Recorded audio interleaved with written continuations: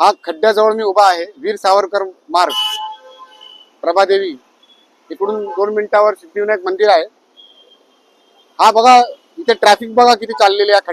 हा खड्डा झालेला आहे जो, हा काल 9:30 वाजता सकाळी झालेला आहे. आणि मी वारंवार महानगरपालिकेचे आयुक्त व अतिरिक्त आयुक्त, त्याच्या आधीचे जे आहेत व आता जे आहेत बांगर साहेब, त्यांच्या पण निदर्शनात काय गोष्टी आणलेली आहेत भ्रष्टाचाराबद्दल.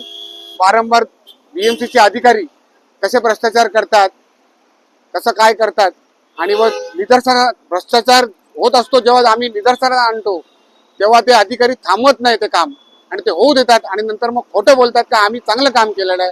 त्या कामाचे ते पैसे कॉन्ट्रॅक्टरला देतात. आता हा बघा, हा खड्डा आहे, हा वीर सावरकर मार्गवरती खड्डा झालेला आहे काल 9:30 वाजता सकाळी. हा खड्डा मी आज न्यूजवर वाचला,